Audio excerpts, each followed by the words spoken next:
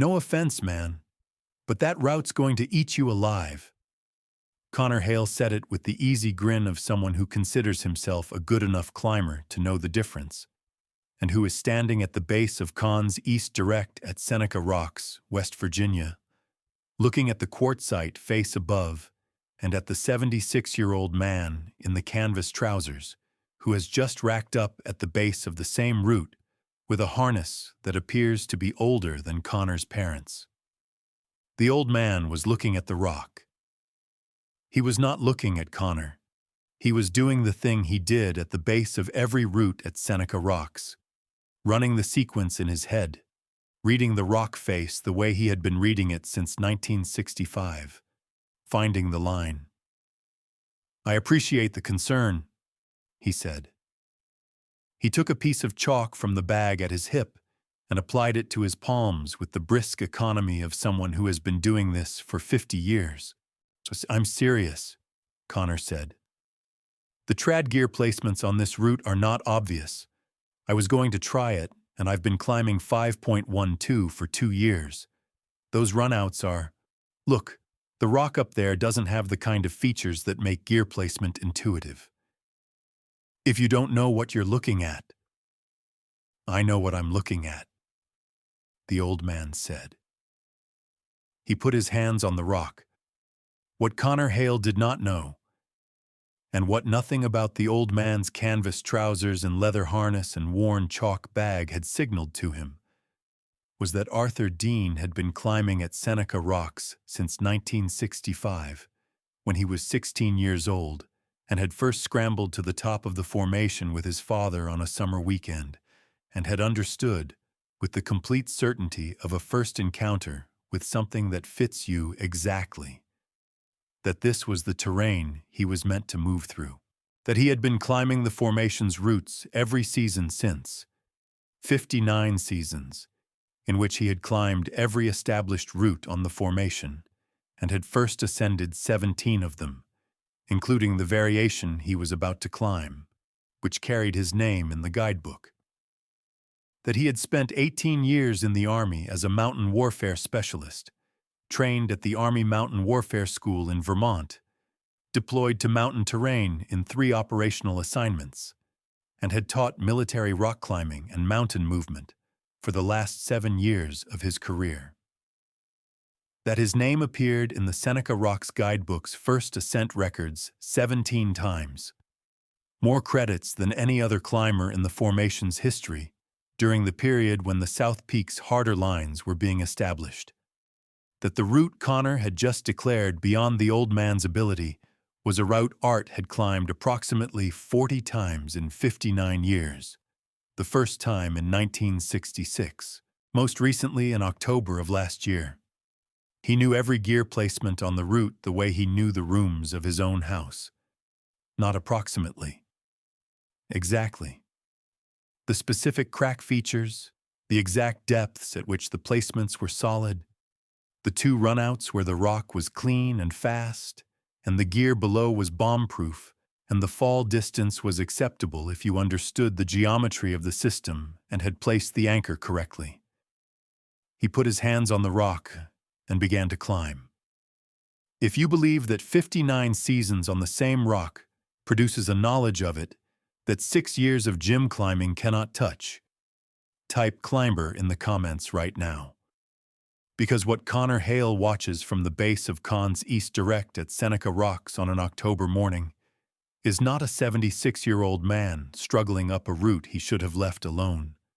It is a 76-year-old man having a conversation with a piece of rock he has known longer than Connor has been alive. His full name was Arthur James Deane. He had been born in Pendleton County, West Virginia, in the fall of 1949. The second son of a high school biology teacher and a woman who had grown up on a farm in the North Fork Valley and who had climbed Seneca Rocks herself as a teenager, because in Pendleton County in the 1930s, climbing Seneca Rocks was what you did when you were young and capable, and the rock was there. Art had inherited the instinct. He had scrambled the easy routes with his father at 11 completed his first roped climb at 13 with a family friend who was a weekend climber and had been climbing independently, buying secondhand gear, learning technique from anyone who would teach it, driving to the rocks from the family farm 8 miles away whenever time and chores allowed, since he was 15. By the time he graduated from high school in 1967, he had climbed every moderate route on the formation multiple times and had begun working on the harder lines that were only beginning to be established in that era of Seneca's development. He had enlisted in the Army in 1968, completed basic training and infantry advanced individual training, and had been assessed on the basis of physical evaluations that included a rock climbing skills test administered by the Mountain Warfare Training Cadre for the Army's Mountain Warfare Specialization. He had attended the Mountain Warfare School in Jericho, Vermont, and had been assigned to mountain warfare training roles for the majority of his career, teaching military personnel to move through vertical terrain with purpose and safety and the specific confidence that comes from understanding rock rather than merely touching it. He had continued climbing at Seneca Rocks on every leave, every furlough, every opportunity his career provided. He had established his first new route in 1971, a variation on the South Peak that used a line he had been looking at since 1968 and had finally climbed in a free ascent that earned him a first ascent credit in the guidebook. He had put up 16 more routes over the following 20 years, each one the product of the specific knowledge of the formation that only someone who had been looking at it for decades could develop. The ability to see, in a face of quartzite, a line that was there but had not yet been climbed, and to understand what it would take to climb it. He had retired from the Army in 1994 and had come home to Pendleton County, 8 miles from Seneca Rocks, and had continued climbing the formation every season. He had never stopped. Not in October when the rock was cold and the days were short. Not in his 60s when his climbing partners started declining the longer routes. Not this October at 76. Because the rock was there, and he knew it, and it knew him in the specific way that a lifetime of repeated contact produces. The way you know a road you have driven 10,000 times, without having to think about the turns. Connor had not looked at the guidebook. If he had, he would have seen Art's name before he opened his mouth. Connor watched the first 30 feet of the climb with the slightly theatrical patience of someone expecting to have to offer a rescue, and finding instead that the old man was moving through the rock with a fluency he did not have a category for. Art climbed the way very good climbers climb when they are on rock they know. Not aggressively, not showily, with the specific quiet confidence of someone for whom the decision about each move has already been made by the time the body executes it. He found the gear placements without hunting for them. He placed each piece with one deliberate motion, not the tentative testing of someone working out the system, the immediate decisive placement of someone who knows the crack dimension, the placement depth, and the load direction before the piece leaves their hand. At 40 feet, he paused at a small stance and looked down.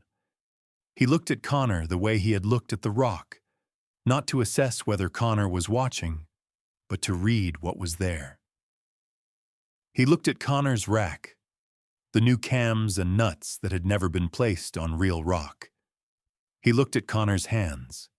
He said, "Have you placed trad gear before?" Connor said, "Not outside, I have the gear." Art looked at the rack for a moment. "Come up behind me," he said. "Don't follow the pitch. Just watch the placements. I'll tell you what I'm doing and why." Connor looked at Jess. Jess looked at Connor. Jess was looking at the old man's hands. The calloused, thickened, permanently chalk-dusted hands of someone who has been climbing for most of a human lifetime. She had noticed them before Connor did.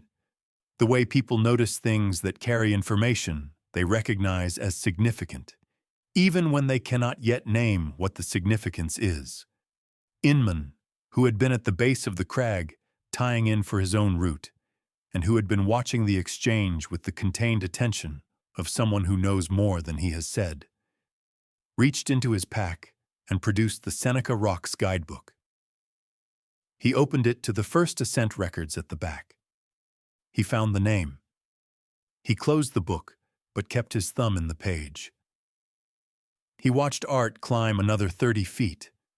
He watched the gear placements, precise, immediate, each one reading the crack geometry and placing the protection at the optimal depth for the expected load. He watched the footwork, small edges used with complete confidence, the weight always in balance, nothing desperate. He opened the guidebook to the page he was marking. Subscribe to Iron and Honor right now and tell me in the comments where you're watching from. Because when Inman shows Connor the first ascent records and points to a name that appears 17 times in the history of a climbing area that Connor has been telling people he knows about, and then says one sentence, Connor stops talking. He doesn't say anything for a while. He just watches the old man move through the rock. Inman walked to Connor. He held out the guidebook. He pointed to the first ascent record section. The list of routes by first ascent credit. Art Deane's name appearing 17 times in a column that covered the South Peak's harder established lines from 1966 to 1989. Connor read it. He read it twice.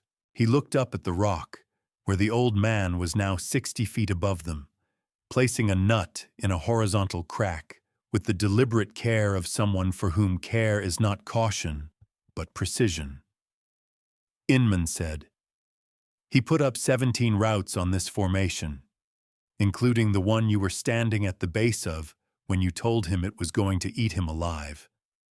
Connor was quiet.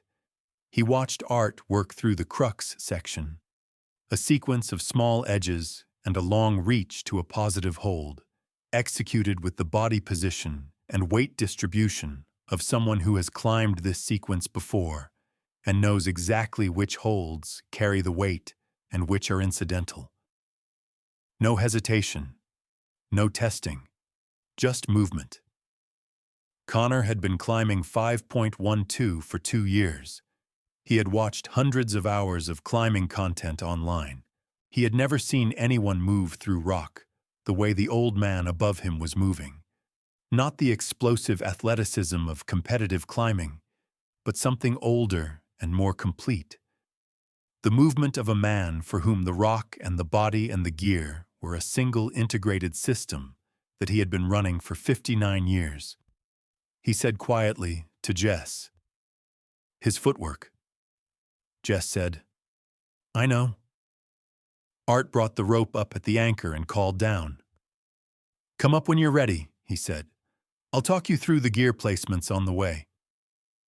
Connor tied in. He started up the route. At the first gear placement, a horizontal crack at 20 feet, where Art had placed a small nut with a single decisive motion. Connor stopped. He looked at the crack. He looked at the nut already placed there. He looked at the placement, the specific depth, the angle, the way the nut's geometry loaded against the crack faces. He had the same size nut on his rack. He had never placed it on real rock. He understood, looking at the placement, what it meant to know a piece of rock well enough to look at a crack and immediately know what it would hold and how. He understood, for the first time in 6 years of climbing, what the difference was between knowing how to climb and knowing how to climb here. He started moving again. At the top of the pitch, Art was sitting on the ledge with his legs hanging over, looking at the North Fork Valley below and the Allegheny Ridges beyond it. He looked like a man at home, which he was. He had been at home on this rock since 1965. Connor pulled onto the ledge. He sat beside the old man. He was breathing harder than Art. He looked at the valley. He looked at the old man beside him. He said, You grew up here. 8 miles, Art said. He nodded toward the valley. North Fork. You can see the farm from up here if the leaves are off. He looked at the ridge. First time I was up here, I was 11 years old with my father. He showed me the handhold at the crux, the same one you're going to use on the second pitch. Connor looked at the rock above them. Same handhold, he said. Same rock, Art said. He looked at his hands. It doesn't change. 59 seasons and the same handhold is still there. He looked at Connor. That's the thing about rock. It's patient. It waits for you to get good enough to understand it. He stood up. He looked at the second pitch above. Ready? Connor was still sitting on the ledge looking at the North Fork Valley. He was thinking about 6 years of climbing. The gym walls, the plastic holds, the grading system, the competition results, the Instagram followers, and about the difference between all of that and what he had just watched from the base of a West Virginia rock formation on an October morning. The difference between knowing how to climb and knowing a specific piece of rock for 59 years, through seasons and decades, and the specific accumulated understanding of a man who had been having the same conversation with the same stone since 1965. He was thinking about what Inman had said. He was thinking about 17 first ascents. He said, I owe you an apology for what I said at the base. Art looked at him. You were looking out for me, he said. You didn't know the route. He looked at the rock above. Now you know. Come up and I'll show you the second pitch. He started climbing. Connor followed. He placed his first piece of outdoor trad gear 20 feet above the ledge, a medium cam in a parallel-sided crack, placed the way Art had shown him, loaded and tested, solid. He clipped the rope. He looked at it for a moment. He started moving again. At the top of the formation, with the North Fork Valley 400 feet below and the Allegheny Ridges going blue to the horizon, Connor sat on the summit and looked at the route they had climbed. He looked at the rock beneath him, the quartzite, the specific silver-gray color of it in October light, the cracks and edges and features that Art Deane had been reading since 1965. He said, 17 first ascents. Art said, the last one was 1989. I was 40. He looked at the rock. I was thinking about putting up another one. There's a line on the North Peak I've been looking at for 3 years. Connor looked at him. Show me, he said. Art looked at him for a moment. The same look he gave the rock, assessing, reading what was there. He produced the climbing notebook from his chest pocket. He opened it to the Seneca Rocks section. 37 pages of route notes, the handwriting dense with decades of observation. He found the page he was looking for. He showed Connor the sketch of the North Peak line, the projected route, the gear placements he had identified from below, the crux he had identified from 60 feet away while climbing an adjacent route 3 seasons ago. Connor looked at the sketch. He looked at the North Peak. He looked back at the sketch. He said, when are you going to climb it? Art said, I was thinking next spring. I'd like a second on the sharp end. He looked at Connor. You'll need to learn to place trad gear. I can teach you. Connor looked at the North Peak. He said, yes. There are men in this country who have been on the same rock for 59 seasons, who know the specific crack at 20 feet and the handhold at the crux and the gear placement that is solid and the one that looks solid and isn't, who have put up 17 routes on the same formation and are thinking about an 18th, who can look at a young climber's hands and know in 4 seconds whether that person has ever placed real gear. who told the young climber who said the route was going to eat him alive to come up behind him and watch the placements. Art Deane grew up 8 miles from Seneca Rocks. The rock has been patient. He has been paying attention. 59 seasons of the same conversation with the same stone, and he is still finding new lines on it. The 18th first ascent is scheduled for next spring. Subscribe to Iron and Honor for the men still finding new lines on old rocks. Hit the bell. Don't miss the next one. The young climber said the route would eat him alive. The old man said, "Come up behind me and watch the placements." The young climber followed. At the top, he asked to see the North Peak line. The old man showed him. They shook hands. The 18th route is on the notebook page. Spring cannot come fast enough.